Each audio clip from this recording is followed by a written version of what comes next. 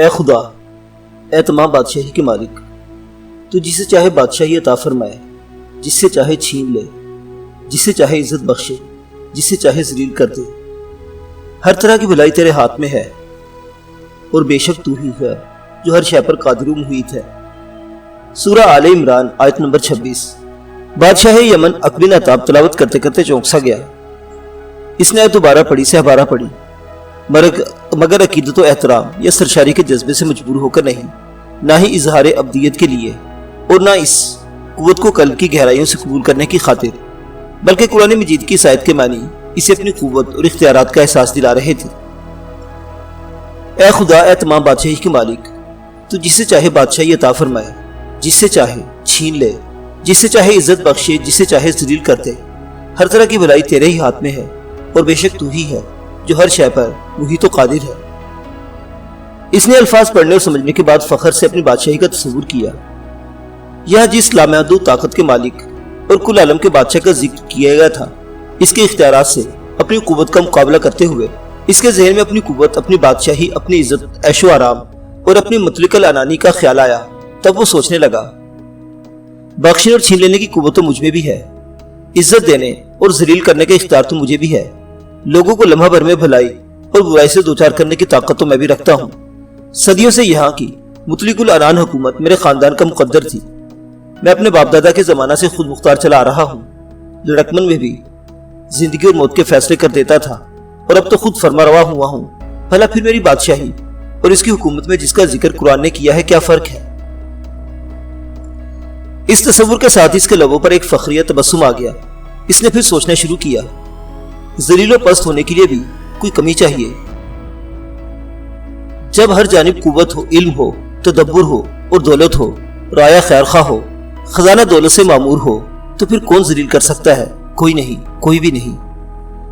اس نے غرور و فخر کے انداز سے خود ہی اپنے سوال کا جواب دیا، اور قرآن مجید کو ایک جانب رکھتے مطمئن ذہن کے ساتھ سوچنے لگا، یہ سب اختیارات غریبوں اور ناتوانوں پر چل سکتے ہیں۔ بھلا وہ کون سا ذریعہ ہے جس سے ایک مطلق العنان سردار کو، ایک طاقتور حاکم کو ایک دم ذلیل کر دیا جائے، ایک عزت دار بادشاہ کی حکومت اس طرح چھین لی جائے کہ پلک جھپکتے ہی بادشاہی رہے نہ عزت۔ اس خیال کے ساتھ اسے اپنے پیٹ میں کوئی شے اچھلتی محسوس ہوئی۔ اسے لگا کہ وہ اپنی ہنسی برداشت نہیں کر سکے گا، اور وہ واقعی ہنس دیا، ایک طنزیہ ہنسی، ایک تمسخرانہ ہنسی۔ پھر وہ ہنستا رہا، اور تصورات اس کے فخری انداز کو تقویت دیتے رہے۔ وہ اپنی دولت و قوت کے بارے میں غرور سے سوچتا رہا، میرے وسیع اختیارات، زندان میں مقید لاتعداد لوگ جو میرے عطاب کا شکار ہیں، انعام پانے والے متعدد مصاحب اور مشیر جو میرا نام لے کر سر اونچا کر کے چلتے ہیں، اور طاقتور سرداروں کی جانب سے آنے والے دوستی کے پیغامات، یہ سب میرے اختیارات اور لامحدود قوت کے گواہ ہیں۔ پھر وسیع اور اس محل لاتعداد لونڈیاں اور غلام، دل بستگی کے انگن سامان بھی میرے عزت دار ہونے کی علامت ہی تو ہیں۔ کوئی بھی میری بات کو رد کر دینے کی مجال نہیں رکھتا۔ میری فوجی قوت کی شہرت دور دور تک پھیلی ہوئی ہے۔ خود پسندی اور خود پرستی کے جذبات اس کے خیالات کو گرفت میں لیتے رہے، اور وہ سوچتا رہا کہ یہ آیت صرف غریب اور مجبور لوگوں کے لیے ہو سکتی ہے، یمن کے مطلق العنان بادشاہ کے لیے نہیں۔ وہ دیر تک انہی سوچوں میں غلطا رہا، پھر دربار کی طرف چل دیا۔ اسلام نے جہاں قلب و روح میں جگہ بنا کر لمحہ بھر میں بڑی بڑی ہستیوں میں انقلاب برپا کر دیا، وہاں ایسے لوگوں کی بھی کمی نہ تھی جنہوں نے اسے مسلط وقت کے لیے قبول کیا تھا۔ اول تو انہوں نے اسے دبانے اور ختم کرنے کی کوشش کی، لیکن پھر مسلمانوں کی پے در پہ کامیابیوں کے بعد اندازہ کر لیا کہ وہ اس کا مقابلہ نہ کر سکیں گے۔ تب اسے تسلیم کیے بنا چارہ نہ رہا، اور وہ اس کے دامن میں آ گئے۔ اس وقت بہت سے سردار جزیے کی ادائیگی سے بچنے کے لیے اور بہت سی اس کی روز افزوں ترقی دیکھ کر خود دولت و حکومت حاصل کرنے کے لیے مسلمان ہو گئے تھے، اور پھر یہی علاقے تھے جو خلیفہ اول کے زمانے میں تیزی سے مرتد ہونا شروع ہو گئے۔ ایک زمانہ تھا کہ قریش اور بنو ثقیف کے علاوہ تقریباً ہر قبیلے میں کچھ نہ کچھ لوگ مرتد ہوئے۔ انہوں نے خدا سے نہیں بلکہ اس کے احکامات کی تعمیل سے انکار کیا۔ مرتدین صلاۃ اور منکرین زکوٰۃ کی کوئی تعداد نہ تھی۔ لگتا تھا کہ ارتداد کی آندھی چل پڑی ہے جس نے بہت سے علاقے کے لوگوں کو اپنی لپیٹ میں لے لیا، ان میں اہل یمن بھی شامل تھے۔ اسی زمانہ میں صحابی رسول حضرت معاذ بن جبل رضی اللہ تعالیٰ عنہ یمن کے حاکم مقرر کیے گئے تھے۔ انہوں نے اس علاقے میں قدم رکھتے ہی سب سے پہلے تلاوت کلام پاک کی، پھر اہل یمن کو جمع کر کے تقریر کی، جس میں خدا اور خدا کے رسول کی اطاعت کا حکم دے کر ان لوگوں کے ساتھ پورے انصاف کا وعدہ کیا تھا جو پورا کیا گیا اور اہل یمن اس دین پر ایمان لے آئے۔ پھر اسود انسی کی بدولت مرتد ہو گئے۔ حضور نے ان کی اصلاح نامہ و پیام سے فرمائی۔ اس زمانے میں اسود انسی مارا گیا اور اہل یمن پر سے ارتداد کے تمام اثرات بھی زائل ہو گئے، لیکن آپ کے وصال کے بعد دوسرے علاقوں کے ساتھ وہ پھر مرتد ہو گئے۔ اس وقت دیگر تمام مرتدین کی طرح ان کی بھی سرکوبی کی گئی۔ حضرت حدید بن عبداللہ اور حضرت مہاجر بن امیہ کو اس کام پر مامور کیا گیا، جنہوں نے یمن کے مرتدین کی قوت کو توڑ کر ان کے معززین کو گرفتار کر کے دربار خلافت میں پیش کیا۔ ان میں سے قیس بن مشکور نے اپنی خطا تسلیم کر کے توبہ کی اور صدیق اکبر رضی اللہ تعالیٰ عنہ نے اسے باعزت طور پر یمن کی طرف واپس کر دیا۔ پھر قیس بن مشکور کے دوبارہ ارتداد کی کوئی خبر نہ ملی۔ یمن کے سردار بدلتے گئے اور سچ یہ تھا کہ ان میں سے اکثر وہ لوگ بھی تھے جو احکام شریعت پورے کرتے لیکن قوت سے ڈر کر اور بوجھ سمجھ کر۔ بے شک وہ مرتد نہ تھے لیکن گریز کے پہلو ضرور ڈھونڈتے تھے۔ وہ بت پرست نہ تھے لیکن دولت اور قوت کی پوجا ضرور کرتے تھے۔ دین حق کو انہوں نے اختیار کیا تھا، وہ ان میں رچ بس نہ سکا۔ یہی وجہ تھی کہ یمن کے اولین مسلمان امیر کی طرح وہ اپنی امارت کا اظہار تلاوت سے ضرور کرتے تھے، لیکن اس کے معنی جانتے ہوئے بھی سمجھ نہ سکتے تھے۔ کلام الہی پڑھنا اور عوام سے وعدے کرنا جیسے عادت کے طور پر کیا جاتا تھا۔ پھر وقت کے ساتھ ساتھ دیگر علاقوں کی طرح یمن سے بھی امیر کا تصور رخصت ہوا اور بادشاہت کے انداز آ گئے۔ ان دنوں یہاں کا حاکم عق بن عطاب تھا، جس کا سلسلہ نسب کئی پشتوں کے بعد قیس بن مشکور سے ملتا تھا۔ اس کی امارت سے عق بن عطاب کی بادشاہت تک ایک انقلاب آ چکا تھا۔ بس ایک بات مشترک تھی کہ عق اپنے جد اعلیٰ کی طرح ہی عبادت کو عادت کے طور پر ادا کرتا۔ وہ خدا کو بزرگ و برتر مانتا، لیکن اپنی بڑائی کا تصور ذہن سے نہ جھٹک سکتا تھا۔ وہ سوچتا کہ سب سے جلیل القدر ہستی صرف انسان کی ہے اور انسانوں میں بھی حاکم وقت کی، جو کہ وہ خود تھا۔ اس طرح وہ مسلمان تو تھا لیکن دل سے نہیں۔ اسلام کے معنی ہی اطاعت کے ہیں اور اطاعت کا دوسرا نام بندگی ہے۔ ایک معبود کو اپنا مالک مختار مان کر زبان و قلب سے اقرار کرنا اور معبود حقیقی کے ہر حکم کی بجاوری کو فرض سمجھ لینا۔ عق بن عطاب کا ایمان و اسلام اس تصور سے مختلف تھا۔ اسے بادشاہی کے منصب پر کسی اور صاحب اقتدار ہستی کا تصور مزہ خیز لگتا تھا۔ یہی سبب تھا کہ آج آیت نے اسے ہنسا دیا تھا۔ دربار عام میں بیٹھے ہوئے عق بن عطاب کی شان قابل دید تھی۔ اس کے گرد خوشامدی مصاحبین کا اجتماع تھا۔ اجازت کے بغیر کسی کو لب کشائی کی جرت نہ تھی، کیونکہ شاہ یمن نوازنے اور سزا دینے میں تعامل نہیں کرتا تھا، اور دربار کے ارد گرد شمشیر بکف محافظوں کی پوری جماعت موجود تھی۔ اس کے خاندان کا بوڑھا نمک خوار معتصم، خاص مصاحب مورث اور نصیر سبھی خاموش تھے۔ شاہ کا مزاج سمجھے بغیر کچھ کہنا ممکن نہ تھا۔ تبھی خادم نے اطلاع دی، عالی جا، حاکم نجران کے قاصد باریابی کی اجازت چاہتے ہیں۔ شاہ یمن نے اس طرح دیکھا جیسے کسی علاقے کی قاصدوں کا حاضر ہونا معمولی بات ہو۔ دراصل یہ تھی بھی معمولی بات۔ اس کی تاج پوشی سے اب تک قرب و جوار کے متعدد حاکموں نے پیغام تہینت بھیجے تھے۔ اب اس کے توقع کے مطابق یہ قاصد بھی تہینت اور دوستی کے پیغام لائے تھے۔ اس نے کہا، لے آؤ۔ حکم ملتے ہی غلام لوٹ گیا۔ تھوڑی دیر بعد اس کے ساتھ نجران کے کچھ جوان حاضر خدمت ہوئے اور آداب کے اظہار کے لیے شاہ یمن کے سامنے جھک گئے۔ پھر اس کی اجازت دینے پر سیدھے کھڑے ہوئے اور ان میں سے ایک نے کہا، عالی جا، ہمارے اعلیٰ مرتبت حاکم نے اسلام کہا ہے اور کچھ تحائف بھیجے ہیں جنہیں شرف قبولیت بخشا جائے۔ شاہ یمن نے خفیف سے تبسم کے ساتھ تحائف حاضر کرنے کا حکم دیا تو چند غلام سر پر بڑے بڑے تھال رکھے حاضر خدمت ہوئے۔ شاہ یمنی نے قبول کیا، قاصدوں کو عزت سے بٹھایا، گفتگو کی، جوابی سلام بھیجا اور رخصت کر دیا۔ جب وہ چلے گئے تو بوڑھے معتصم نے کہا، عالی جا، بس یہی ایک علاقہ باقی تھا، سو اس کے حاکم نے بھی دست خلوص بڑھا دیا۔ اس وقت کسی علاقے کا کوئی حاکم بھی حضور کے خلاف نہیں ہے۔ ہو بھی کیسے سکتے ہیں؟ یمن کے جلیل القدر شاہ کی حیثیت سے سبھی واقف ہے۔ وہ حضور کے نام سے ہی لرزتے ہیں، مقابلے پر آنے کا تو سوال ہی پیدا نہیں ہوتا، مورث نے خوشامدی لہجے میں کہا۔ اس تعریف پر شاہ یمن کے انداز میں فخر و غرور بڑھ گیا۔ سر پر تاج اور قیمتی عبا پہنے وہ سونے کا بت معلوم ہو رہا تھا۔ اس نے دائیں بائیں نظر کی تو باقی لوگ بھی بڑھ چڑھ کر تعریفیں کرنے لگے۔ نصیر نے کہا، دانائی کا تقاضا یہی تھا کہ نجران کا حاکم بھی دوستی کا پیغام بھیجتا۔ اس نے دیر کر دی، ورنہ ہماری فوج کی قوت کے سامنے اس کا پورا علاقہ کچھ نہیں۔ ہاں بھائی، شاہ یمن سے دوستی نہیں بڑھائے گا تو کہاں جائے گا، کسی اور نے کہا۔ دیر تک یہی باتیں ہوتی رہی۔ خوشامدی اپنی خوشامد سے بادشاہ کے نفس کو بڑھاتے رہے۔ پھر نصیر نے کہا، جناب، اگر ارشاد فرمائے تو یہ غلام کچھ عرض کرنا چاہتا ہے۔ شاہ یمن استفہامی نظروں سے دیکھا۔ اجازت دینے کے بعد اجازت دینے کے لیے یہی انداز بہت تھا۔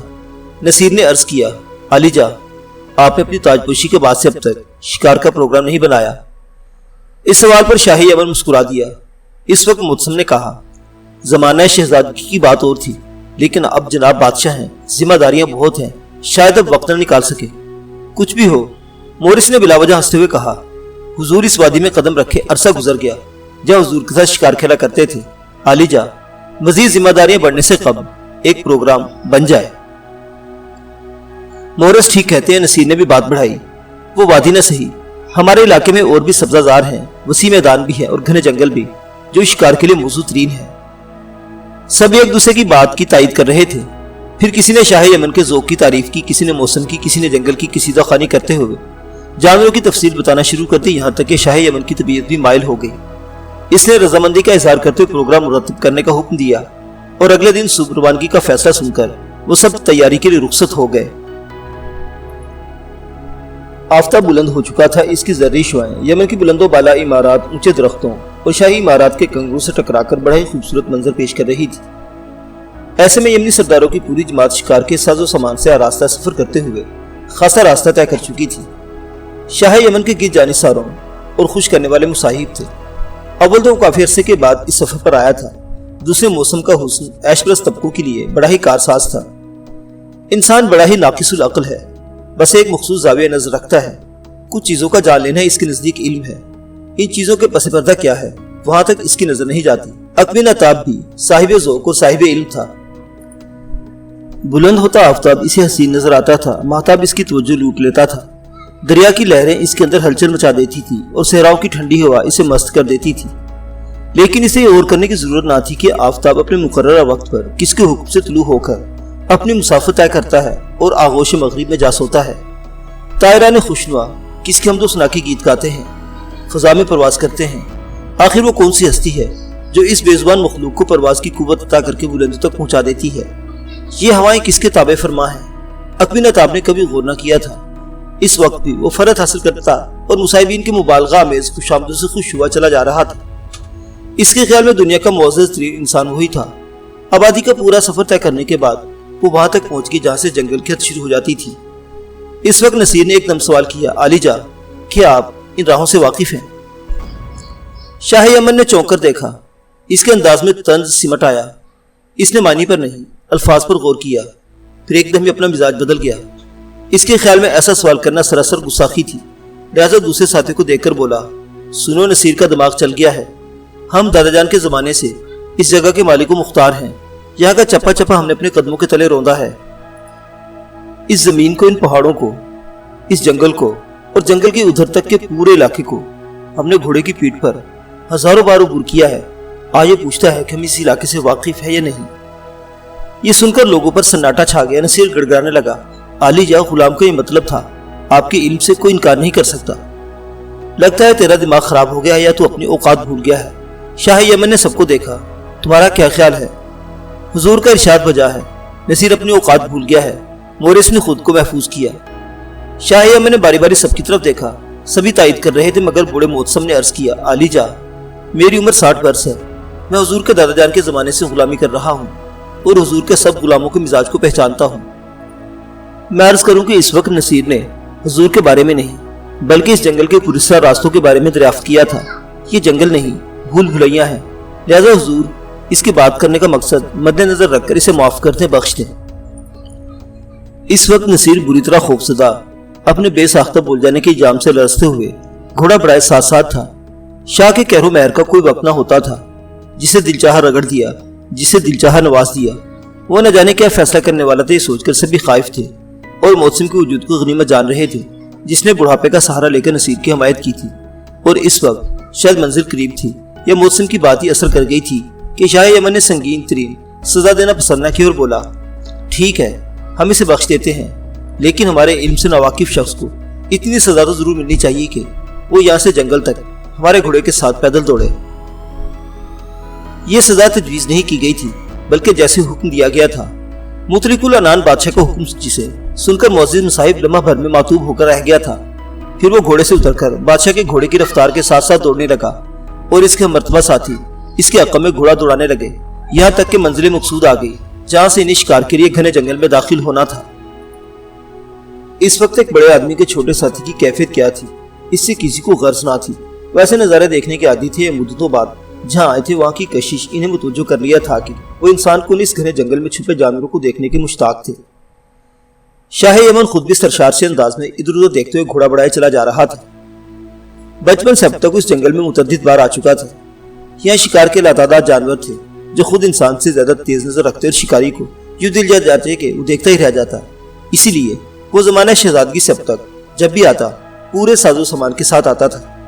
اس جنگل کی وسعت لامحدود تھی، اگر کوئی سوار صبح سے گھوڑا دوڑانا شروع کرتا تو شام تک ہی دوسری سطح تک پہنچ پاتا، لیکن دیکھی والی جگہ تھی، اتنے میں تیز رفتار ہرن نے اس کی توجہ لوٹ لی اور اس کے سامنے سے یوں گزر گیا جیسے اسی کو چھیڑنا مقصود ہو۔ کلانچے بھرتا ہرن کہاں جا چھپا یہ تلاش کرنا چندہ دشوار نہ تھا۔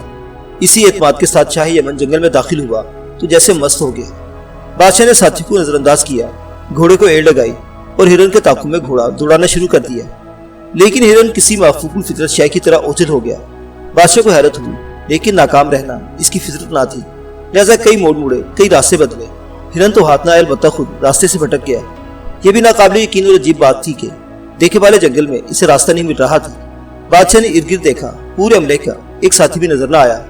تب اس نے گھوڑے کو روک کر قدرے بلند آواز میں پکارا، مورس، نصیر، محتسم، تم سب کہاں ہو؟ اس آواز پر کوئی جواب نہ ملا تو بادشاہ نے دوسرا رخ موڑا اور اسی انداز میں پکارا، نصیر، مورس کہاں ہو؟ اب کے بھی کوئی جواب نہ ملا۔ بادشاہ نے سوچا شاید وہ بہت آگے نکل آیا ہے، اسی لیے آواز مصاحبین تک نہیں پہنچ رہی۔ یہ سوچ کر اس نے گھوڑے کو ایڑ لگائی اور جدھر سے آیا تھا اس جانب توڑا دیا، لیکن خاصا فاصلہ طے کرنے کے باوجود ساتھیوں کی شکل نظر نہ آئی، نہ آوازیں سنائی دی۔ اس نے ایک بار پھر گھوڑا روک کر اپنے ساتھی کو آوازیں دینا شروع کی، محتسم، توزر، نصیر، تم سب کہاں ہو؟ اس لمحے یوں محسوس ہوا کہ وہ راستہ نہیں جس پر سے گزر کر وہ ہرن کے تعاقب میں آیا تھا، شاید وہ غلط سمت گھوڑا دوڑاتا رہا تھا۔ اس کے خیال کے ساتھ اس نے پھر صحیح سمت کا تعین کیا اور گھوڑے کو ایڑ لگائی، لیکن کافی دیر سفر کرنے کے بعد پھر سے شک نے سر اٹھایا، شاہ یمن تم غلط سمجھ جا رہے ہو۔ بادشاہ نے تعجب سے دیکھا، شک کی تصدیق ہو گئی تھی، وہ پھر غلط سمت آ گیا تھا۔ تب اس نے چڑھتی دوپہر ڈھلتے دن تک پورے جنگل میں ہر جانب گھوڑا دوڑایا اور ہر بار رک کر پکارتا رہا، ارے کوئی ہے، لیکن جواب میں کسی کی آواز سنائی نہ دی۔ اس طویل تلاش کے بعد شاہ کو یقین ہو گیا کہ واقعی جنگل نہیں بھول بھلائیاں ہے۔ اسے حیرت تھی جس میں تردد کا انداز شامل ہوتا جا رہا تھا۔ ہر جانب دوڑنے اور برابر پکارنے کے باوجود اپنے ایک ساتھی کو بھی نہ پا سکا تھا، نہ کوئی آواز ہی سنائی دیتی تھی۔ حد نظر تک پھیلے ہوئے وسیع اور اس جنگل میں کسی جانور کی آواز بھی نہ تھی۔ وہ پریشان ہو کر صراط مستقیم کے لیے دعا کر سکتا تھا، مالک حقیقی سے رہبری کی التجا کر سکتا تھا، لیکن نفس اسے اب بھی بھٹکا رہا تھا۔ کسی نے اسے اس وقت بھی جیسے اس کے مقام اور حیثیت کا احساس دلایا اور کہا، اے ناقابل تسخیر قوت کے مالک بادشاہ، اس قدر ہراساں کیوں ہے؟ تیرے ساتھ تو غلاموں کی پوری ایک جماعت ہے جو تیری تلاش میں پورا جنگل چھان مارے گی، بھلا تجھے پریشان ہونے کی کیا ضرورت ہے؟ اس سوچ نے اسے کسی قدر مطمئن کر دیا۔ وہ گھوڑے سے اترا، چھاگل سے پانی پیا اور ایک سایہ درخت کے نیچے سستانے کے لیے بیٹھ گیا۔ عمر میں پہلا اتفاق تھا کہ وہ فرشی زمین پر بیٹھا۔ اس سے قبل تو سفر کے دوران خیمے اور آرامدہ گدیلے ساتھ ہوتے تھے، جہاں حکم دیا جاتا غلام آراستہ کر دیتے۔ اب زمین پر بیٹھنے کا مزہ آئے تو بے چینی بڑھ گئی۔ بھوک کا احساس لمحہ لمحہ غالب آتا جا رہا تھا اور تھوڑا سا پانی جو پی چکا تھا کلیجے کو کاٹ رہا تھا، لیکن اس مجبوری میں مایوسی کا رنگ شامل نہیں ہوا تھا۔ اسے یقین تھا کہ ابھی مصاحبین حاضر ہوں گے، اپنی غفلت کی معافی مانگیں گے، خیمہ نصب کر کے آگ جلائی جائے گی اور کھانا گرم کر کے اس کے سامنے حاضر کیا جائے گا۔ ہاں، ان سوچوں کے ساتھ ساتھ تنہائی کھل رہی تھی۔ دل چاہتا تھا کوئی بات کرے، کوئی آواز ہو، انسانی نہیں تو کسی پرندے کی پھڑپڑاہٹ سنائی دے، لیکن دور دور تک سکوت طاری تھا۔ راستہ بھول جانے کے بارے میں سوچتے سوچتے اس نے ایک بڑے سے پتھر سے ٹیک لگائی۔ آہستہ آہستہ اس پر بھوک، نکاہت اور تھکن غالب آتی گئی۔ وقت گزرتا رہا، یہاں تک کہ جنگل کے بعض حصے تاریکی میں ڈوبنے لگے۔ اس وقت بادشاہ کو وحشت ہونے لگی۔ پوری جماعت ساتھ ہونے کے باوجود کسی نے اسے تلاش کرنے کی ضرورت محسوس نہ کی۔ آخر کیوں؟ کیا وہ سب بھی راستہ بھول کر بھٹک گئے؟ یہ خیالات اسے بری طرح پریشان کر رہے تھے اور رات بڑھنے کے سبب مایوسی بڑھتی جا رہی تھی۔ بھوک اور نکاہت کے سبب نیند بھی نہیں آ رہی تھی۔ تنہائی تھی کہ لمحہ بلمحہ اسرار سیمگی میں اضافہ کر رہی تھی۔ وہ سوچوں میں گمتا کے قریب آتی ٹاپوں نے اسے چکا دی۔ اس نے سوچا اس کے ساتھی تلاش کرتے کرتے یہاں تک آ گئے ہیں، اس خیال کے ساتھ اسے دل میں کہا کہیں پھر سے کسی جانب نہ نکل جائے، لہٰذا وہ دوڑ کر خود ہی بتا دے کہ میں کہاں ہوں۔ دل کی آواز پر عمل کرتے ہوئے شاہ یمن تیزی سے اٹھا، عقب سے انور ایک کمندے سے کس لیا۔ اس کے ساتھ ہی کسی نے پکار کر کہا بھاگنے کی ضرورت نہیں غدار، تم پکڑ لیے گئے ہو۔ پھر ہر جانب سے دوڑتے گھوڑوں نے اسے گھیر لیا۔ یہ سب اجنبی لوگ تھے، ان کی گفتگو کا انداز بھی انوکھا تھا۔ بادشاہ نے متعجب ہو کر کہا تم لوگ کون ہو؟ تمہارا تعاقب کرنے والے جن ہیں، تم دھوکہ دے کر نکل گئے تھے، کسی نے جواب دیا۔ بادشاہ کچھ نہ سمجھ سکا۔ وہ لوگ گھوڑوں سے اتر کر اس کے قریب آئے تو اس نے وضاحت کی تم لوگ کس کا تعاقب کر رہے تھے؟ کون تمہیں دھوکہ دے گیا؟ دیکھو میں وہ نہیں ہوں، تمہیں شاید غلط فہمی ہو گئی ہے۔ تمہیں جو کچھ کہنا ہے امیر کے پاس جا کر کہنا، ہمیں تو صرف گرفتار کرنے کا حکم ملا تھا، سو ہم نے کر لیا۔ یہ کہتے ہوئے لوگوں نے بادشاہ کو جو کمند کی گرفت میں تھا گھوڑے پر ڈالا اور گھوڑے دوڑانا شروع کر دیے۔ عجیب بات تھی کہ جو ہستی غفلت کی نیند سو رہی تھی تب بھی کوئی موقع سے فائدہ اٹھانے کی جرات نہ کر سکتا تھا۔ وہی ہستی پوری طرح بیدار تھی، مگر لوگ اسے باندھ کر نہ جانے کہاں لے جا رہے تھے۔ یہ اسی اور اس جنگل طے کر کے شاہ سوار ایک نئے راستے پر روانہ ہوئے اور چند گھنٹوں کے اندر اندر ایک نئے علاقے میں داخل ہو گئے۔ آبادی میں داخل ہوتے ہی بادشاہ کو عجیب صورتحال کا سامنا کرنا پڑا۔ وہ جہاں سے گزرتا لوگ ان شاہ سواروں کو داد مبارک دیتے، تب یہ جملہ سن کر وہ چونک جاتا دلیرو تم نے انعام جیت لیا، دیکھو اس لٹیرے کو اب کس کر رکھنا۔ کوئی بولا واہ نجران کے بہادروں، گھیری لائے اس بھگوڑے کو، اب اس سے پوچھو چوری کا مال کہاں ہے۔ دوڑتے ہوئے گھوڑے پر بندے بادشاہ نے بس اتنا اندازہ لگایا کہ یہ لوگ نجران کے باشندے ہیں اور اسے کسی ڈاکو کے مغالطے میں پکڑ کر لائے ہیں۔ غیرت اور شرمندگی سے اس کی حالت غیر ہو رہی تھی، لیکن اس میں اشتعال کا انداز موجود تھا۔ اسے یقین تھا کہ جب ان لوگوں کی غلط فہمی دور ہوگی تب وہ اس سے معافی ضرور مانگ لیں گے۔ معزز سامعین حضرات، آپ کو یہ کہانی کیسی لگی؟ کمنٹ باکس میں اپنی آراء کا اظہار ضرور کیجیے گا۔ اللہ حافظ۔